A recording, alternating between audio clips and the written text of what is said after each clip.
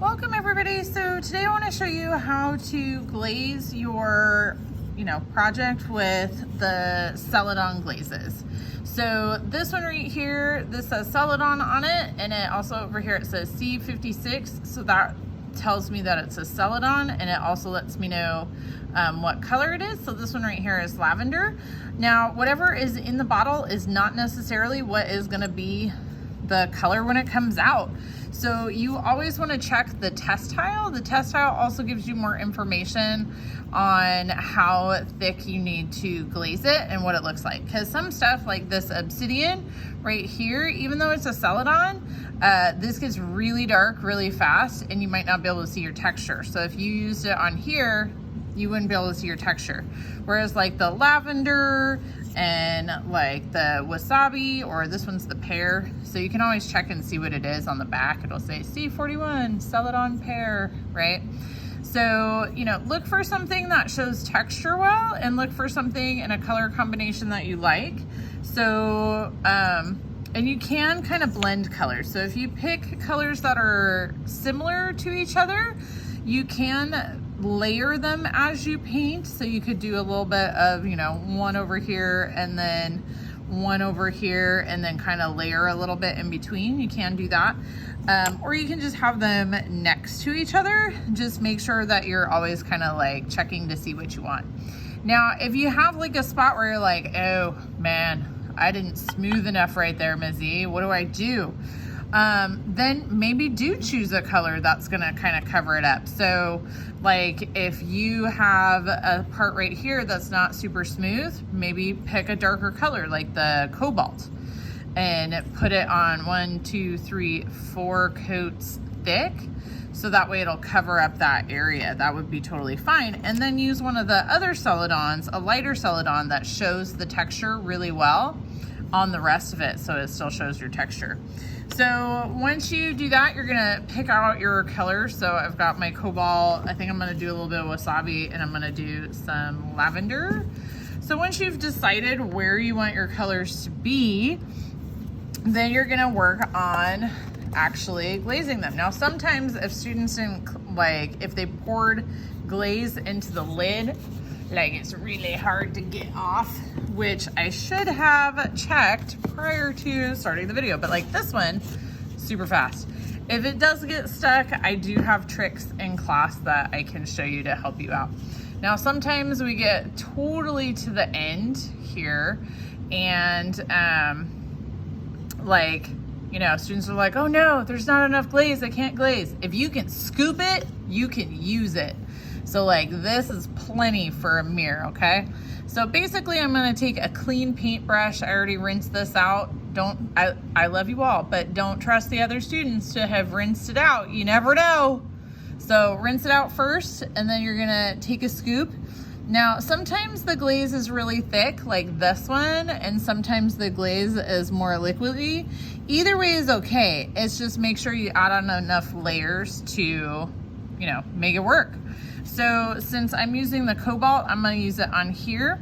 I have covered my table in newspaper because I want to have less cleanup. I'm inherently a lazy person.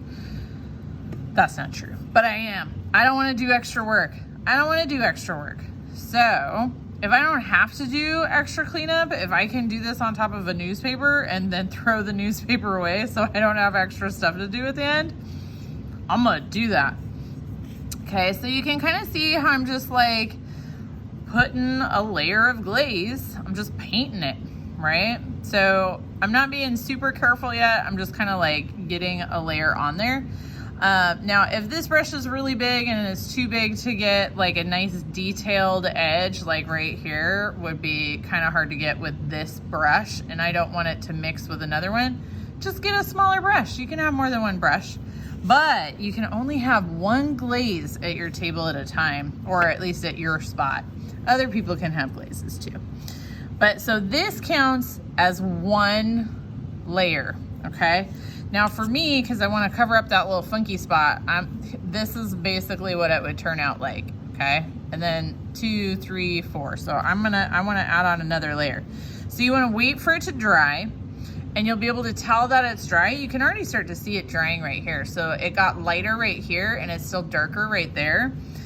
Where it's lighter, that means it's already started to dry. Where it's darker, it hasn't dried yet. So this side is more dry than that side, right?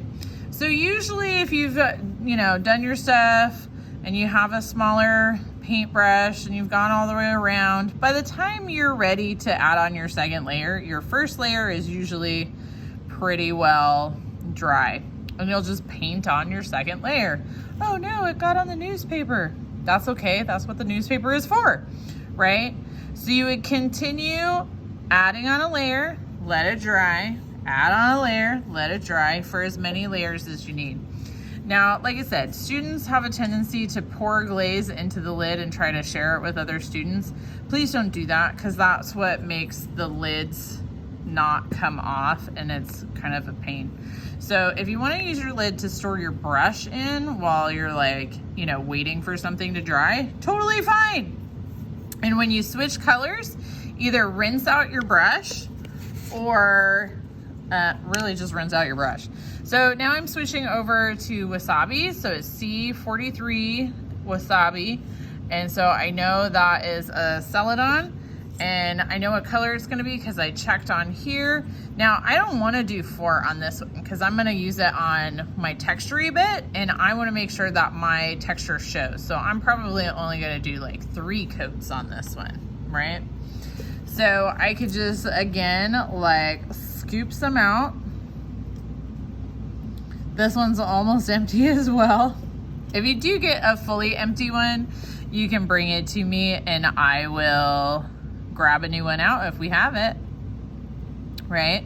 So you're just gonna kind of paint it on. Depending on how thick it is, it may be easier to spread or not. But either way, if it starts to get brushy, like if you're doing this and it's brushy like this, where it's not really showing, it's not fully covering, it's showing all the texture, get more glaze, because this does not count as a layer. If you brush it on there and it's just like barely there, that does not count as a layer. So add more glaze if that's the case. So don't start counting that as a layer yet. That right here, now this is a layer, okay? And I still gotta get in the little holes and stuff. Like I said, most of them are a little bit more watery than this, so it's a little bit easier to get it into the texture. Don't add extra water to the glaze, just because if you put too much, it waters it out too much. But if you are concerned, just ask me, okay? So usually when I add on a second layer, like if I'm doing a larger area, like if I was doing over here and I painted it all this way, then I would go in a different direction when I do it next. All right, so you're painting the top where you can see, but don't paint the back. Don't paint the back, and don't paint the sides on purpose, okay? Like if a little bit blobs over the side, I'll show you how to fix it later, but don't paint the sides on purpose and don't paint the back, just the top. All right, happy glazing.